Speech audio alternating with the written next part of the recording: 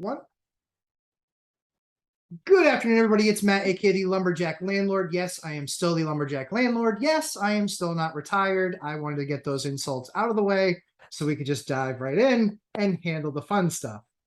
So, Mr. Zuber, what's it like being gone for an entire week and disconnected from the world other than the daily financial news? It was interesting, right? Okay. I have no idea how lucky I am to talk with, these 7-8 millionaires, you two included, every week. Really, I have become friends, right? Anna and I have been talking for almost 4 years. It's crazy. Jonathan Twombly, Greg, 3 years. So you miss them, right? We still text or instant message each other. But yeah, you do miss it. You miss help. It's just fun when you talk to people that really get it and care. I think, we produce a lot of content on this channel, and, some people might think of it like TMZ, which I don't really get. But I think it's valuable, right? We've got 8, 9, 10 millionaires that tackle 3 hot topics. We're not a channel that pulls up an article from Realtor or Market Watch or Zillow and reads it to people. That's not valuable, in my opinion. I agree. We also have our original ideas that sometimes we're wrong on, right? So, and the other thing I really love is my experts and I don't always agree. In fact, I encourage disagreement. You and I, Matt, disagree. You did a video with Mike the other day that you think there's a 10% price correction coming next year or the year after. I'm seeing flat. Yeah. I think that's awesome that we disagree. Me too. So I bet you hope I'm right. Oh, dude, I hope freaking Reventure's right. Yeah. Let's just be clear. I hope Reventure's right. I don't see it, but I hope he's right. Right. I would love a 50% discount. But yeah, I think there's a lot of things for me to be really excited about. I feel really good about one rental at a time. I digested that video from that other guy and really thought about it. I watched it several times, and most of it was just name calling. Most of it was name calling, and so I like what we do. I'm not changing a thing. I'm going to still I'm going to still talk to the millionaires. We're still going to take hot topics, and yeah, so it was good to get away, right? I still did the daily financial because you got to do it. You got to keep a streak. Yep. 1,000 days is hard to do. You got to keep it going. Just got to keep it going. But other than that, yeah, I did one emergency on Sunday for Dan, but yeah, I had a good time. It was fun. Thank you for asking. Oh, I'm glad you had a good time away. While Dion and I have been here working, although Dion has absolutely reached a whole new gear in lazy. I know. It's tremendous. I'm like, you up? Yo, you up? Nope, not up. He's reached a whole new gear. So, Dion, how's retirement, pal? My new shirt is going to say, it's getting early. I should go to bed. I mean, and here's the problem. You're creating that much more cash. You're spending that much less with those early bird specials. Like, this is completely counterintuitive. So, guys, thanks so much for taking the time with us today, doing the Three Amigos. First item that I wanted to talk to you about was just kind of state of the state. I think we're obviously seeing a lot from guys like us, from the Redfins of the world, from Wall Street, from other talking heads on YouTube. The end is nigh. Well, all right, maybe. But I think that there's opportunity to just kind of further discuss that. And really, because I think one of the things I'm most proud of that we all do is we all talk to a ton of people. Like, on a typical week, I think we probably engage with 50 to 100 people each talking about real estate. For sure. So when we get together, you're talking about 150 to 300 conversations where we can kind of bounce some of the ideas and things like that we've heard from other people. We can kind of bounce some of the things off of each other. So, Dion, thoughts on state of the state, just based on the live streams we've done this week, kind of folks that we're talking to. What are some of the things that you're hearing that you think are fallacy or maybe some rooted in some truth? So for me, the really cool thing is I agree with Mike 100%. That I like that we all kind of hang out and we all share this information. And I've mentioned it a few times.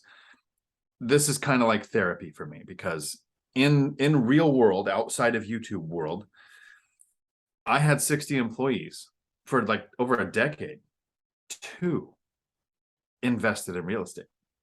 So on a daily basis, I was never dealing with anybody who cared about their finances, which was great as an employer. I was like, hey, racking up that bad debt, you need overtime. This is great, right? It sucked. I tried to talk him out of it. And then I agree with Mike that we don't always agree. So here's one of the things I kind of disagree on like a core fundamental level. The state of the state doesn't matter to me. So Mike, you're educating people on, based on this experience over these decades, these items, this is what's going to happen in the future and what we're doing. And then you get the reventer saying, here's the opposite. And you get the other guy saying, predicting all kinds of things with scare tactics to get views, which I totally get. I did a live stream this week on Tuesday, which Matt jumped in for. Appreciate that. On don't time the market. Yeah. It's a version of dollar cost averaging. I mean, it's a tweak on it. You're not just going to spend an exact amount on a certain schedule, but you're hunting for the great deal. That's where I agree with Mike 100%. Always a good day to buy a great deal. Yeah. But I'm not in the prediction game. I made the bet with you guys on what I think was going to happen to rates, but if they went up to 20% or if they went down to the banks were paying us to borrow money, I'd be hunting for the next great deal. Exactly. That's what I'm hoping people that are watching do, is they sit back and they go, the market can do all kinds of things. What is their job that day? Do the work. Look at your deals. What's your average yield? Can you beat it? Go for that deal. Yeah, I'm so glad you brought that. That is my message. It gets lost in YouTube clutter. It gets lost in fear and uncertainty and doubt. How to Get Started One Rental at a Time, the course, which you both are part of and created content for and done deep dives on, is all about that. What is average? It takes time to figure it out, and then only do great deals. I don't care about rates. I don't do this. I don't do that. But when I talk about state of the state, I get out of my own lane, right? Because you're right. I'm only looking for a great deal. Right now, I'm looking for great deals, predominantly seller financing, at least taking a 40% second, right? I'm being even hyper-focused. The other thing I'm doing, I'm building an ADU, assuming the damn thing ever gets approved, right? I'm doing these things, but I'm also trying to help people, right? So I was at an event last weekend. Let's just call it 300 real estate agents, real estate brokers, real estate investors. Most of them, 85% had not experienced the crash last time. Exactly. Half of the 15, right? So 85 not, 15 left. Half of the 15 busted out in the last crash. And then the other half, so the other 7.5% that's left were like me, where we took really good advantage of what's going on. So my job, state of the state, especially for real estate agents, was to tell them to buckle up. I'm very clear in that I think we're heading for a real estate depression. It's funny, since I started saying that, which I think was 3 weeks ago, Compass has come out, CEO, and said we're going to act like a 25% crash. Dude, you're freaking late. Yeah. You got to act like it's 40%. You're behind, buddy. You're not going to get ahead at 25%. So he's wrong. But and then the other real estate agents, right? Brian Lebo talked about MOLE, right? Months of life. If you're getting your beak wet on a transaction, you better figure it out, because otherwise you're going to go bankrupt. Yeah. And if you're a flipper and you busted out there was a guy there last time who had $300 million of flips in property development in Vegas in the last cycle. He went bust. Oh, because Vegas fell off a cliff, right? Yeah, It went out. yeah. So, when I talk about, do you know what he's doing differently now? yeah, so first off, he's built a buy and hold portfolio since the last crisis, right? So bankruptcy took like 5 years of his life because it was horrible and traumatic and all of that. But he's built what he called an industrial strength portfolio of single family rentals, only singles. Interesting. In Vegas, because again, Vegas was cheap for a long time. It was cheap for a long time. Mm-hmm. So he says that's the do not touch pile. That's how he lives on. And he was doing new developments, but he sold off everything, and he got out of his lots. He bought land and he sold his options to someone else. So he's flat this time. He says I saw this coming and maybe overreacted, but he got liquid really fast. Smart. Yeah, Smart. I mean, it's better to, yeah. If you got burned like that last time, do you really want to step up and do that again? Yeah. So, yeah, I think people need. So, I talk real estate depression because a lot of my audience get paid on real estate transactions. That's going to hurt. Right. But Dion, you and I, we're real estate investors. None of us get paid on a transaction. No, none of. We're not mortgage brokers, agents. We're not. We're asset buyers. I like what's coming. The market's slowing down. I will only, like Dion said, I'm only looking at great deals. 2 years ago, good or great. Now, only great. I'm doing creative financing because I can be flexible and look for things. So I'm ecstatic what's coming. I'm still looking. I'm still investing. But part of our job is to educate people on this. This is going to hurt some people. I don't disagree. Go ahead, Dion. Well, I mean, that was kind of the point I was making. Is in 2008, the buy and hold investor did really well. The flipper, 300 million in flipping assets, did not. So they took a cue and said, here's my buy and hold asset class. If you're currently flipping, you want the crystal ball. If you're an agent or a lender, you want the crystal ball. You want to think what's happening in 6 months because it's episodical. It's a job. You stop working because whether you stop working or the work stops being there, your money stops coming in. Exactly. You're right. Yeah, I think that's exactly. We're starting to finally see a little bit in my area, a little bit, not much, just a little. But the prices that stuff is coming on at is absurd. It is absurd.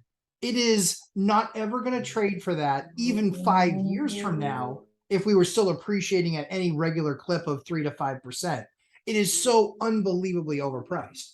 So I look at it and I say, all right, we've got our buy and hold real estate. We're making that work. We've got the money coming in. And you know what? It's funny. I'm not in a rush to buy a next great deal, but I'm still seeing 1 out of 20 be a really good deal. Like really good. Like I would consider doing, I think I'm going to do this deal. I actually have a new strategy that I'm using now, and it's because of the lazy and the current state of the market. Not what I think is going to happen, but what is happening now. Right. So, Mike, we're watching days on market, and when it hits 30 days, then you were 15, now you're 30. So I still have my normal search set up. I'm watching what's coming in, but I'm taking certain properties that are the ones I would want that are on the market for a while, like 5-7 days or so. I send that to my agent who sent it to me. And so this is how lazy I am. I go, if this is still on the market at 20 days, here's the offer I want to make. So this is 14 days from now. Here's the down payment, the owner or not owner, the earnest money, everything. So I won't even have to think. That offer will just show up and I'll DocuSign it 14 days from now. Nice. Perfect.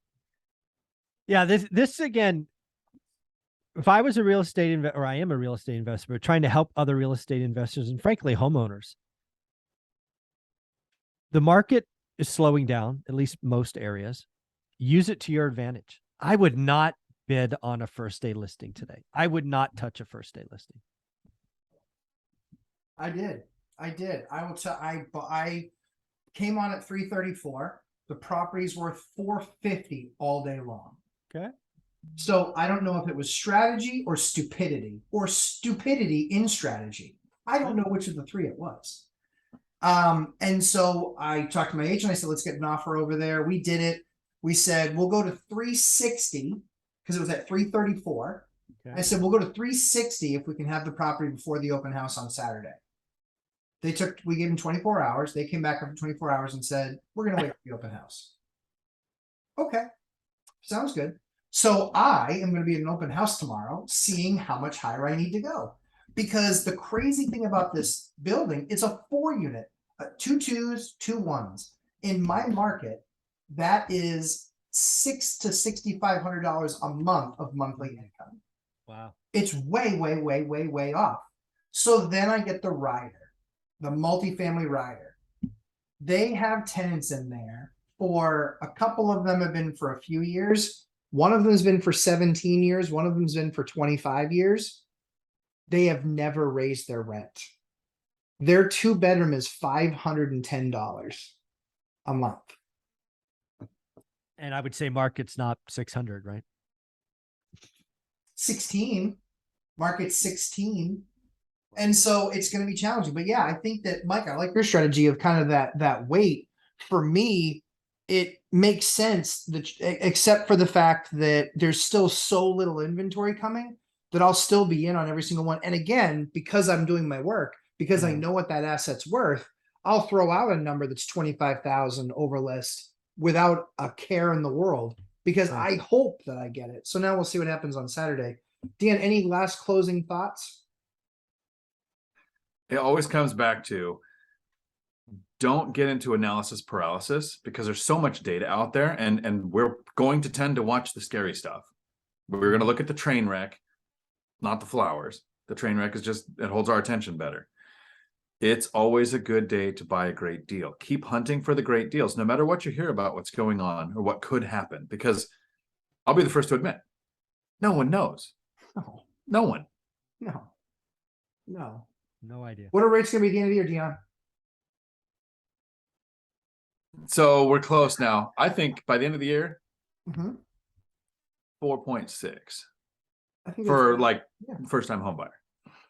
There's 2 more raises in it, Mike. What do you think? So how, any other thoughts on this? This is the magic question for 2023, right? Because I've not made any call on 2023.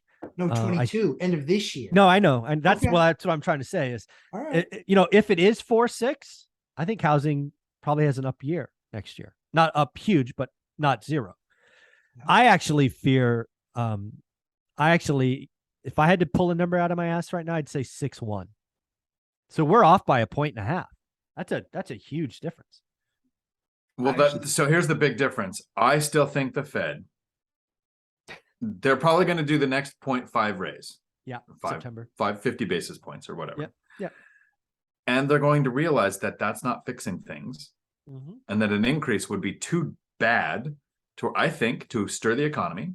Yeah. They're going to lower it. I still think I'm calling it soon, because like I said, I'm not a predictor. Yeah, This is just fun. Just fun. From what I'm seeing, right? You're smarter than them. They're not going to do that. Yeah, that's logical thinking, Dion. That would make far too much sense, and that's exactly why they'll do exactly the opposite stupid thing. I think I'm much closer to the 6.1 than I am to the 4.6, and I believe that they're going to raise it at least 50, if not 75 again in September. And then I think that we're going to get another rate hike before the end of the year.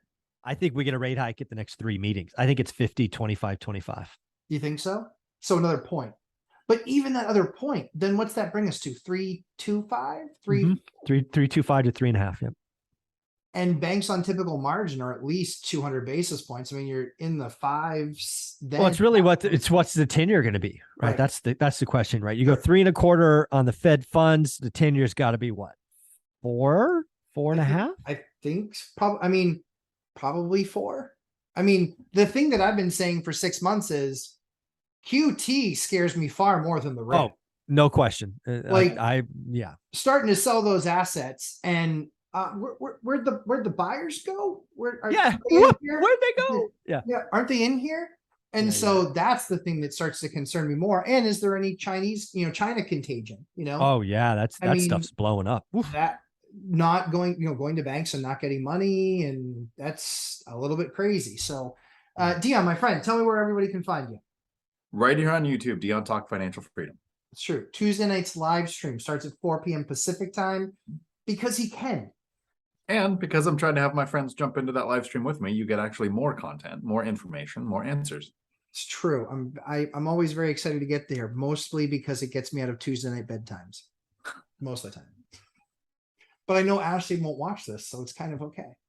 Mike, where can everybody find you, my friend? One rental at a time. My live streams are Saturday at 8 a.m. and I'm excited to announce we're doing a deep dive with Prop Stream tomorrow at 9 a.m. for our students. Very cool. Awesome. Somehow they can fish for sellers with high equity and pre-foreclosure and all that. Fish where the fish are. It beats the heck out of just doing like a zip code and charging and spending $6,000 when you can target it. Much got it. better idea. So as I always say, we try and create great content for you. Hit the like button, please, and also subscribe. 11:30 a.m. Eastern time on Sundays is when the Lumberjack does his, and yes, I'm speaking in the third person, my live stream. It's a lot of fun. We'll answer all your questions and have some fun in the process. And I am working on a couple of imitations because I have too much time on my hands home alone at night with my wife and kids sleeping. So guys, thanks so much. We'll see you in segment number 2. Ciao.